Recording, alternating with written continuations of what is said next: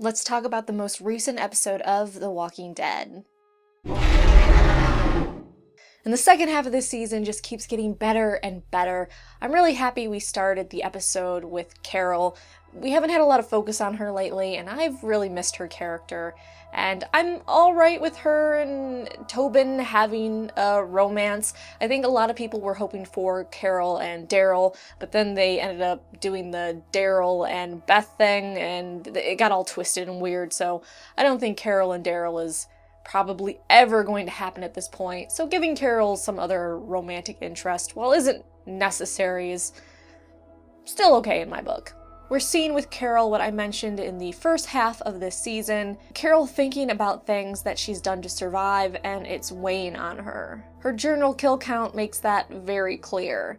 Seeing her face when Rick told her they're going to have to fight, and then her at Sam's grave leaving a cookie, all bring together a woman that is struggling with what she's done, will do, and has to do in the future to survive. Carol's transformation over the seasons to me has been very fascinating to watch. And so getting more into Carol's character and creating more depth and even tweaking her character now, even though it seems like she's really gone in a different direction from a battered housewife to a Rambo woman, and now she's kind of scaling it back a little bit and finding a balance between those two. And to me, that is something that is very fascinating to watch, these extremes and balancing each other. Although I have to say the line where Tobin said, "The things you can do terrify me, and it's because you're a mom," just didn't really sit with me right. But I also have a problem with the Facebook posts I see all the time about how moms are the hardest working people in the world and they're the only ones that know true exhaustion and true love, and it never sits with me right. So them saying, "Oh, well, you're a mom, so that's why you can do all these brutal things," which I could be completely wrong on this. I don't have children. So maybe when you get pregnant and you push a kid out, but only for women. Men, it doesn't matter. Even if you have kids, you didn't push them out, so it doesn't count for you. But as a woman, when you become pregnant and you push a baby out, you automatically are able to channel Rambo. But only women. Men, sorry. You'll never know true exhaustion or true love. That's just the way it is. Facebook told me so. Abraham finally left Rosita. Could have picked a nicer way, but Abraham is not the most sensitive, expressive individual in the first place.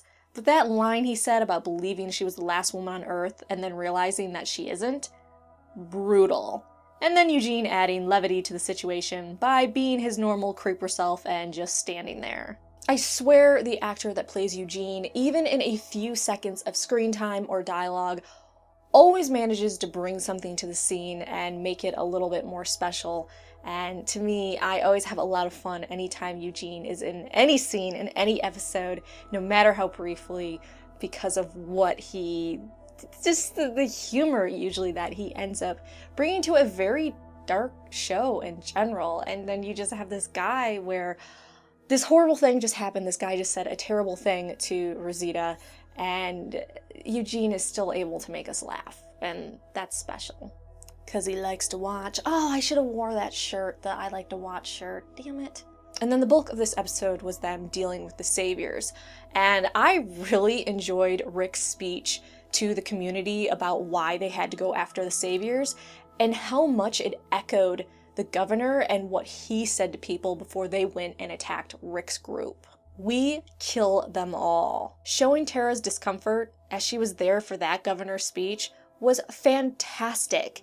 And then we got a later nod when she brought it up with Jesus and Gabriel. And for me, I think the most impressive thing about this episode was showing the realism, as real as you can get with TV. I always have to add that disclaimer because someone always is like, "Oh, it's TV, I know this is TV, this isn't a real world. But showing as much realism as you can on TV about how people would handle killing other human beings. You're in this brutal world. You're in this world where you have to kill walkers and people try to kill you and you kill them back. But that's a little bit different than going to people that are in their sleep and slaughtering them. For a lot of people, Rick showed little hesitation, but are we really surprised at this point with Rick that he didn't really hesitate to do that? No. And other characters showed little hesitation as well, and that was from characters that we would expect. would have that reaction to the task they were given. But then we have people like Glenn and Heath, who aren't necessarily the experienced killers or haven't done some pretty brutal things. Think about what Rick has done. Think about in the past what Abraham has done that even frightened his own wife and children when they were alive. So those characters we understand, but Glenn and Heath, they haven't killed before, and this is the first time, and seeing their struggle, and seeing even the discomfort in the people when Rick had the initial meeting of, okay, we understand we have to do this, but it doesn't mean we're happy about it. It doesn't mean that we're just gung-ho about murdering people. It still sucks. It's still going to weigh on us. There's just a huge difference between killing walkers and people trying to kill you and killing unarmed, sleeping humans, even if you know this has to be done for your future safety. Even Aaron's half apology to an awake savior kinda tugged at my heart. Gabriel needs a special nod this episode. That guy just keeps getting better and better. For a lot of us, we've gone through a roller coaster of emotions with Gabriel. At first he was interesting. And then he got a little annoying and we got upset with him, especially when he turned on the group. Then we started to feel a little bad for him with how he was being treated, even though he was trying to redeem himself. And now he has just become I wouldn't say total badass, he's not there yet, but he's definitely climbing those charts of badassery, if that's a chart. All his lines this episode were great. Rick asking him why he's wearing his priest outfit still who I was. Plus, harder to see in the dark. Also, him giving the Bible verse before killing the savior. There were so many ways for that line to come across as cheesy and over the top, and the actor just nailed it. I got chills. So good. Jesus continues to impress, especially with the "they won't see me" and him being a goddamn ninja.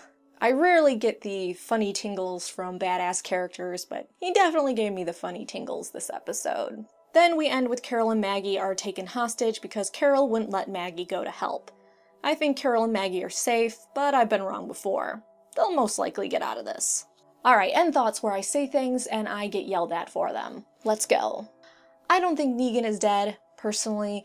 I think this would be way too easy if they just went into a compound and then just took care of the saviors and Negan and that is it. You don't cast an actor like they did for Negan and then just don't use him and he doesn't appear. Unless they're really fucking with us this season, which they have been a bit, so I don't know. I don't think they killed Negan. Actually, I am willing to bet something of importance that they didn't. Also, I don't think that was the main home of the saviors. People with that much weight and that can instill that much terror in other communities, no way that was their main base. I honestly feel what they went to was a satellite base. Laugh, goddammit. So yeah, that was an outpost. Some place they use so the communities they threaten don't know where they are located or as a means of easy control. We're going to find out there's a bigger home base and shit is going to get real. Rick's group has now blown up a group of Negans and then raided a base. This isn't going to be pretty. I'm also willing to bet a giveaway that neither Maggie or Carol will be killed next episode, or the episode after, or even this season. You want to know what? I am upping my game. I bet a giveaway Maggie and Carol will not be killed this season. And I have no insider knowledge. People try to say, oh, you know from the I don't know from the comics. Carol and Maggie have different things in the comics. I've been wrong before. This is all me. Let's do this. I think they're safe. I think they're fine. That's all I have for today. If you need oxygen to live, hit the like button. Besides that, make sure you come back every week for new Walking Dead reviews while the season airs. Eventually, I will get out Comics vs. Show, I swears. Also, Game of Thrones history, Star Wars videos, and comic videos.